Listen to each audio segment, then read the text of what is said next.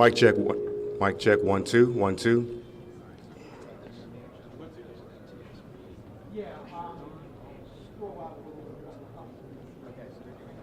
Mic check. 1 2 1 2. Mic check.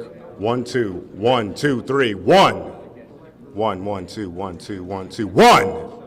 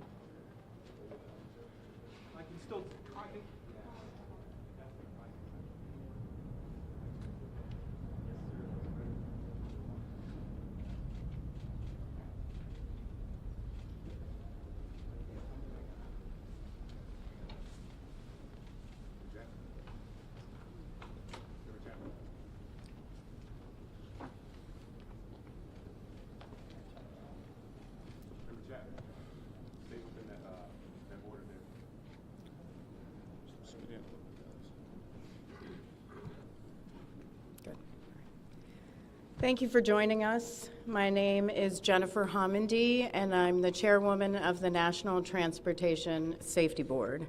The National Transportation Safety Board is an independent federal agency that's charged by Congress with investigating every civil aviation and serious accident and serious incident in the United States and significant events in other modes of transportation. I want to start by expressing our deepest condolences, our sympathies, on behalf of the entire board for those who lost loved ones in this terrible tragedy. Our thoughts, our prayers are with you. Entire communities were affected, and we are thinking of you. With me today is Bryce Banning. Bryce is a senior aircraft accident investigator with the National Transportation. Also with me today is the entire board. We have Todd Inman, member Todd Inman. Todd is going to serve as the board member on scene, the spokesperson for this investigation. All of the board members will be here. We have Vice Chairman Alvin Brown, Member Mike Graham, who lived in Wichita for 20 years, and we also have Member Tom Chapman. The NTSB's headquarters is just a mile from here, and so we are all here because this is an all-hands on-deck event, and we're here to assure the American people that we are going to leave no stone unturned in this investigation. We are going to conduct a thorough investigation of this entire tragedy, looking at the facts. Now, with that, I want to level set. When we go to the scene, and we were here last night, we allow the responders to do their important safety mission, which in this case was search and rescue and recovery. We stand back to allow them to do their important safety mission. And so this, for us, is our first full day on scene with our entire crew coming together. We have about nearly 50 people on scene, and in addition to our resources back at headquarters in our labs and throughout the agency. So with that said, we are not going to get into specific facts in this press conference. I want to level set here. We're going to get into our investigative process. As we are able to confirm factual information, we will provide that. I do want to say this is a whole-of-government effort.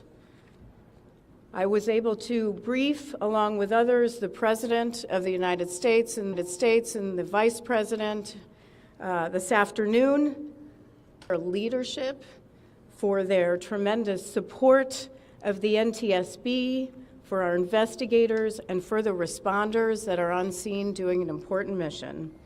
I also want to thank Secretary Sean Duffy, who I was communicating with early on after we first got word of this tragedy.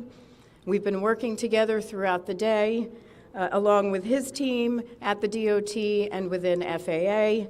I also want to thank Secretary Pete Hegseth, who was also integral in working with us today. Chris Rocheleau, the acting administrator of the Federal Aviation Administration. We've heard from many members of Congress on both sides of the aisle, and so I will say this is a tremendous, one more time, whole-of-government effort. I also want to take a moment and thank the many, many responders that have been on scene. It has been an incredible effort. And I will have a full list that I will provide, that we will provide tomorrow, but I do want to thank them for all their work. With that, I'm going to turn it over to Member Inman for additional remarks.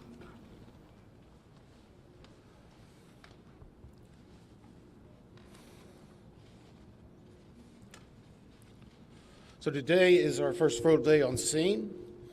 Our investigative team will be on scene as long as it takes in order to obtain all of the perishable evidence and all of the fact-finding that is needed to bring us to a conclusion of probable cause. Our mission is to understand not just what happened, but why it happened, and to recommend changes to prevent it from happening again. Since we're just beginning our investigation, we don't have a great deal of information to share right now. We will keep you informed by giving regular updates as we learn more. Our intention is to have a preliminary report within 30 days, and the final report will be issued once we've completed all of our fact-finding and investigation.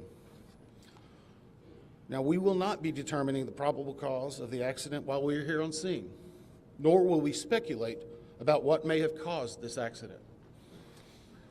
Today, we will be going and having an organizational meeting and establishing our parties to our investigation.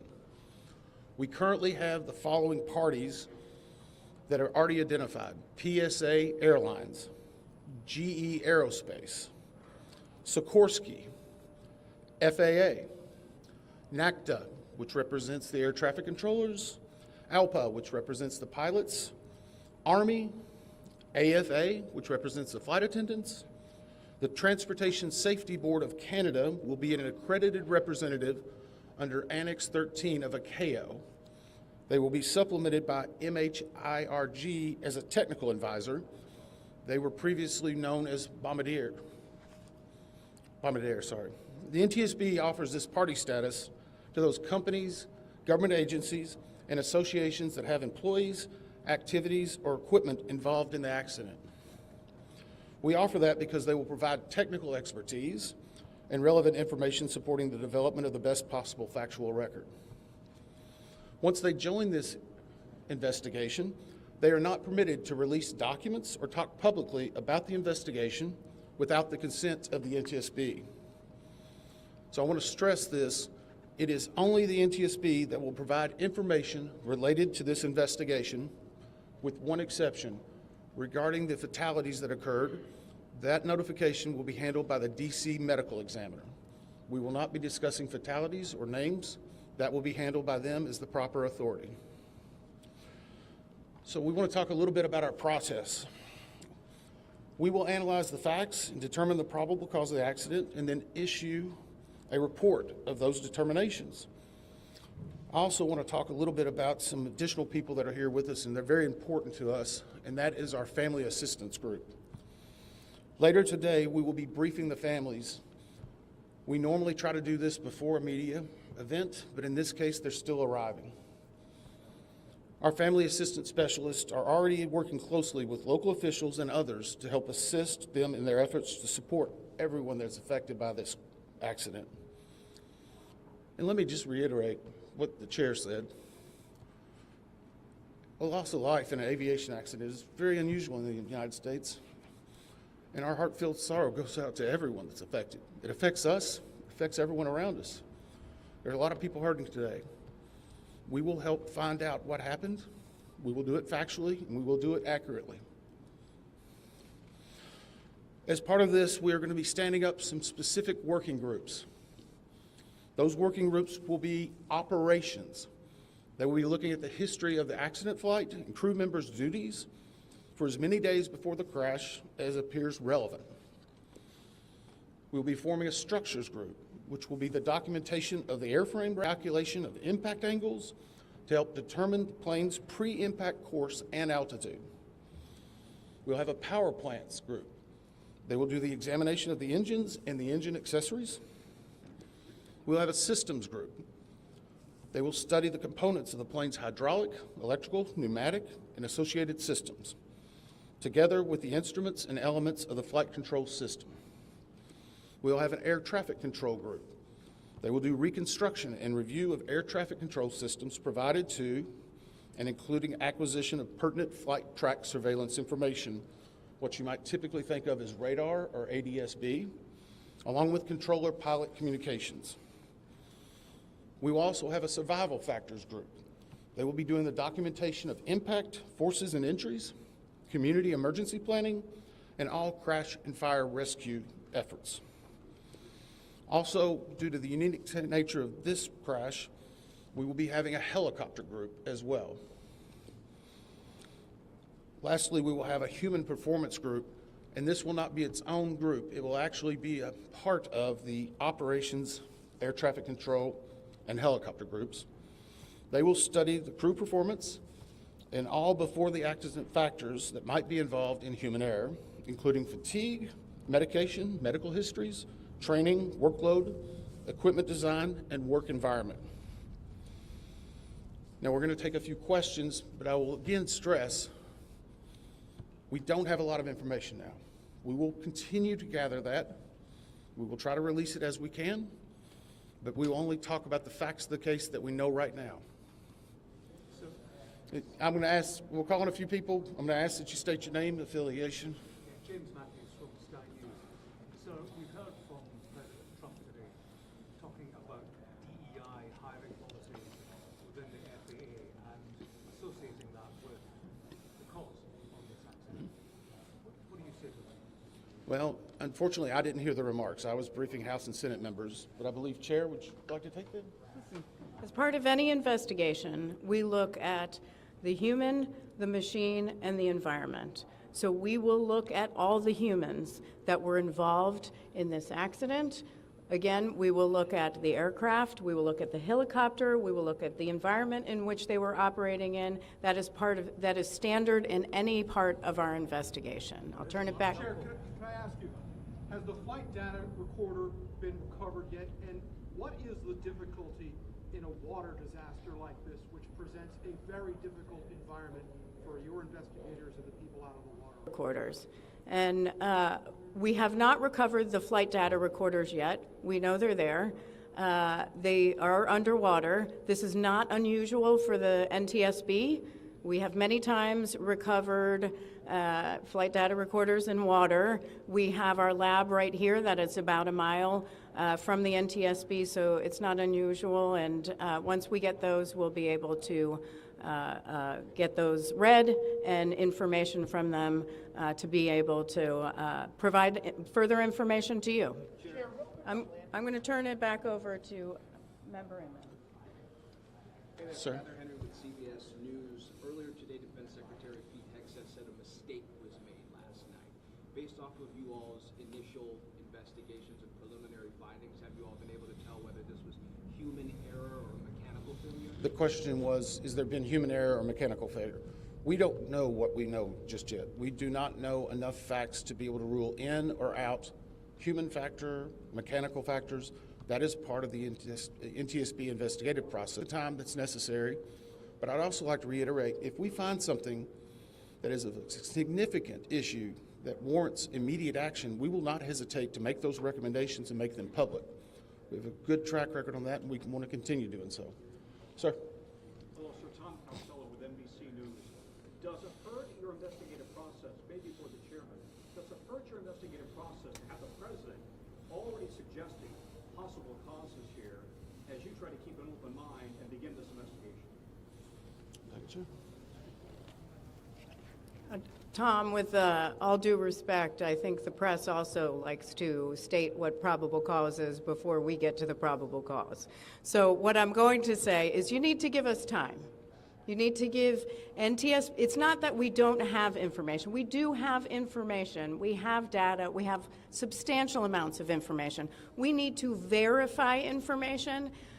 We need to take our time to make sure it is accurate. That's best for you. That's important for the families. It's important for legislators who are seeking answers to try to figure out what they're going to do about this. And so it will take time. We do have a lot of information, but we need some time to verify that. Yeah, member Chase Williams from Fox Business. I'm wondering about the conditions in the tower last night. Were there any performance issues in the past with any of these controllers? Anything of that? Question is about controllers. As I said, we are just now forming the groups. The controllers do have union representation, which they are entitled to. They'll be working with our party system and our party groups. They will be conducting interviews. Those interviews will need to be analyzed, transcribed, and other. Michelle Belgray, The Independent. My question is for the chairwoman. Can you tell us more about what the president and the vice president's responses were when you briefed them this afternoon?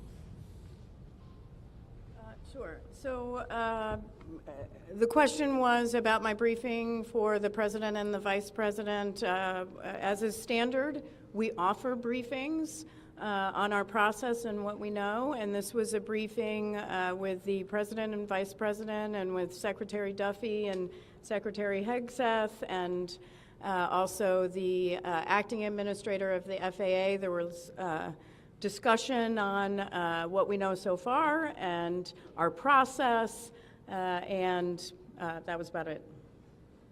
Ma'am, Chairwoman, Stephanie Ramos with ABC News.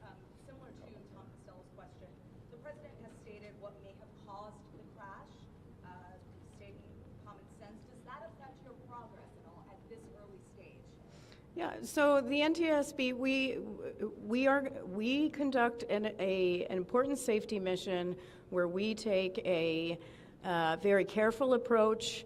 I'm sorry, the question was on speculating during investigations, which is we often hear about. What I will say is we look at facts on our investigation, and that will take some time. And at some point, we'll be able to provide that factual information, as Member Inman said, and provide that hopefully tomorrow. Hang on a second. Dave? Have you been able to retrieve the black boxes from the helicopter? Has the military decided whether they're going to read those to the NTSB? And what about the ATC tapes? So the question was about black boxes, which are referred to as black boxes, which are typically orange. We have not recovered any of the boxes involved yet. We feel comfortable and confident that we will be able to. Right now, recovery of life is probably most important in those that were involved. I mean, there are still ongoing recovery efforts involving the fatalities involved, along with some debris is coming out as well. We will make sure that that perishable evidence is maintained. We have a great process for that. We will probably have more than one black box, so to speak. It's our understanding that the Sikorsky helicopter is equipped with some form of recording devices, and those will be read either by the DoD or by us. We have a good starting relationship with them, and we've already made agreements in order to be able to do that. So I feel comfortable in what we're going to be doing. The other question was about air traffic control. We received a very large package of information from the FAA at about 3 a.m., I believe, this morning. That is still being reviewed and analyzed. I would say there's a lot more information that usually comes in that than what you may find online and people might speculate about. And that is part of that overall process where we take the time to get the information correct and to make sure all the parties are engaged and involved and can fact check that information. One. Case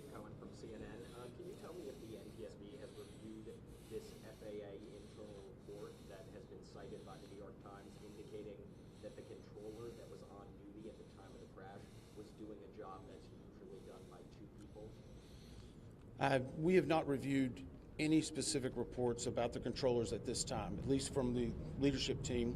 Our investigators are continuing to pull all that information, their personnel records, their files, where they were at, whether they were fatigued. All that information will be part of that investigative process. But right now, we can't speculate on anything that may have been reported in the media until we get the opportunity to validate and understand how it impacts the investigation. We're going to take just a few more questions. Member Emden. Sir? Yeah, Orange County Paper Magazine. What's the process and the logistics like of bringing the families in? Are they coming into the airport? And how are you going to sort of treat the sensitivity of bringing them to the place where this tragedy happened? So the question is about the families. And many of those families are still en route. Some are still being notified from both the military and from the commercial crash. There is a family assistance facility that's being stood up by American and PSA Airlines in Bethesda, Maryland. They've already been working on that, standing it up. We plan on briefing them.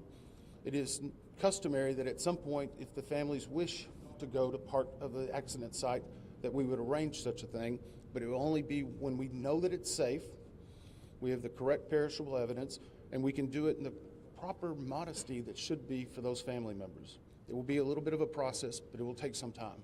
Sir, to follow up on the air traffic control system. No, sir, or you? I know that Marielle Carville with DC News now. We've heard from some witnesses that they saw people were able to come down the slides of the plane. Has there been any indication that people made it off the plane into the water? Well, again, we will not speak to the fatalities. The DC medical examiner will, but I think the DC fire chief this morning very succinctly said correctly that we believe there are no survivors.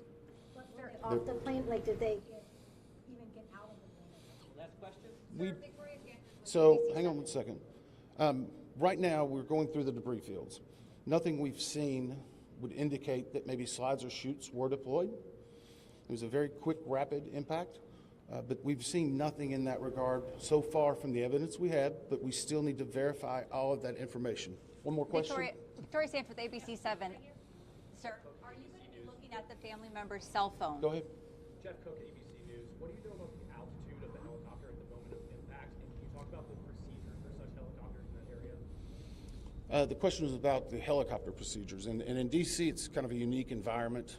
We've been getting briefed more and more by the FAA. I'm not an air traffic control specialist, but they're actually helicopter zones, if you will, or tracks. And this one was transiting, I believe, from track 1 to 4 as part of their normal procedure. If you live in D.C., you see a lot of helicopters going down into this area. So there's a very well-defined system in that regard. As far as altitude, until we get the additional information, we can't validate or basically corroborate any of that until we get more of the electronic data and the data that's on the plane. I do want to clarify one question that also came about cell phones. You know, in today's age and time, a lot of electronics and other devices do contain a lot of different information. We've found on a number of our accidents that we actually are notified through a smartphone that may sense that. As part of our process, we will obviously treat all of the effects of the deceased with dignity. We are already starting to pull that information together. If we feel that it's necessary to find or pull some of that information, we will work with the families and make sure we do it in a manner that's respectful for them and their privacy. But right now, we don't have any plans specifically on that amount, on that area until we need to. Thank you very much.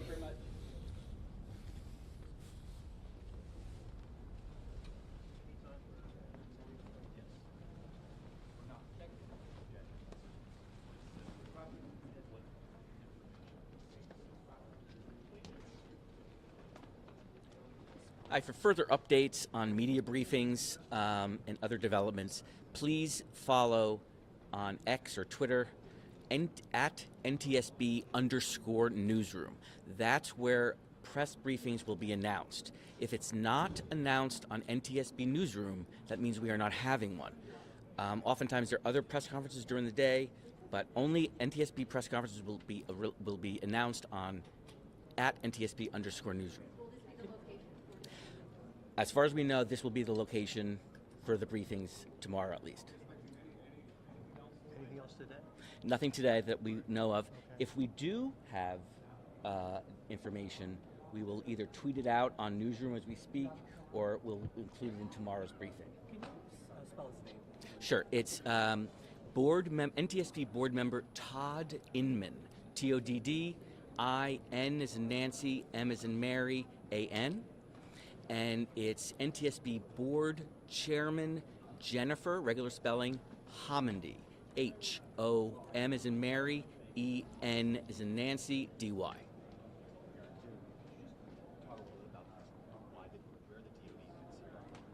No, I can't talk about substance. I'm just logistics. We have no press scheduled tonight. If we do have additional news to announce, it will be on.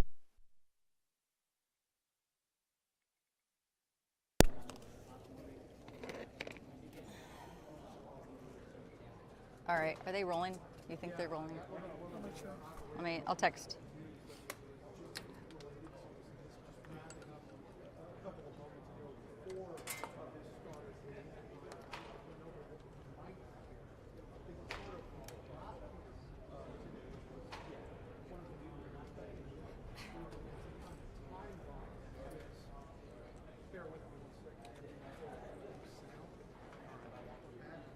I'm going to continue. Okay, no sound. Sorry. Little louder. Sorry. One of the things we were expecting was going to be an operational time. So when the head of the They're rolling. came out today, one of the first things she said was that they were not going to do that. They were not going to go point by point, giving us times, places, altitudes, things like that. Ostensibly, what we heard here was announcements of what NTSB is going to do moving forward. Now, in this moment where we are right now, the time's about 15 minutes after 3 o'clock in the afternoon, the priority is still coverage. Make sure you're framed up. Okay. I'm just waiting. They picked the soundbite. I just need to know which one they picked.